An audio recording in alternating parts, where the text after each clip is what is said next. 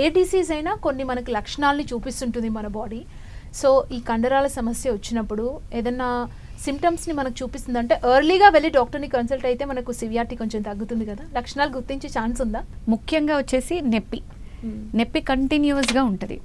నిద్రపోయినప్పుడు కూడా, ఎస్పెషలీ స్లీప్లో కూడా పెయిన్ వస్తుంది, షోల్డర్ పెయిన్. పడుకున్నప్పుడు ఎటువైపు అయితే మనకి కండ తెగిందో అటువైపు తిరిగి పడుకోవడం చాలా ఇబ్బందిగా ఉంటుంది. ఇంకొకటి చెయ్యి లేపడంలో చాలా ఇబ్బంది ఉంటుంది. చెయ్యి పైకి మన భుజం లెవెల్ నుంచి పైకి లేపాలంటే ఇబ్బంది బాగా ఉంటుంది.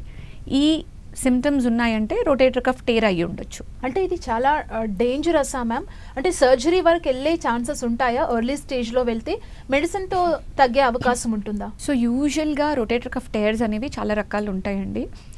పార్షియల్ టేర్స్ అంటాం, అంటే చిన్నగా కండ తెగింది, అది ఎంత తెగింది, దాని సైజ్ ఏంటి, ఆ చుట్టూన్న కండ క్వాలిటీ ఎలా ఉంది, ఇవన్నీ మల్టిపుల్ థింగ్స్ కన్సిడరేషన్కి తీసుకుంటాం.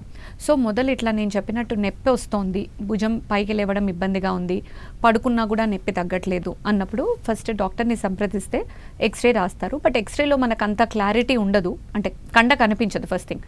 సో ఎంఆర్ఐ స్కానింగ్ అనేది అప్రోప్రియేట్. ఎంఆర్ఐ స్కానింగ్ తీస్తే ఈ కండ ఎంత తెగిందో తెలుస్తుంది. ఇందులో partial tears most of them ఏమీ చేయకుండా చిన్నగా మెడిసిన్స్, రెస్ట్, తర్వాత ఫిజియోథెరపీ ఎక్సర్సైజెస్ ద్వారా తగ్గిపోయే ఛాన్సెస్ ఉంటాయి. ఒక్కొక్కసారి కొంతమందికి చిన్నగా ఇంజెక్షన్స్ అట్లా ఇస్తే కూడా ఇంప్రూవ్మెంట్ ఉంటుంది.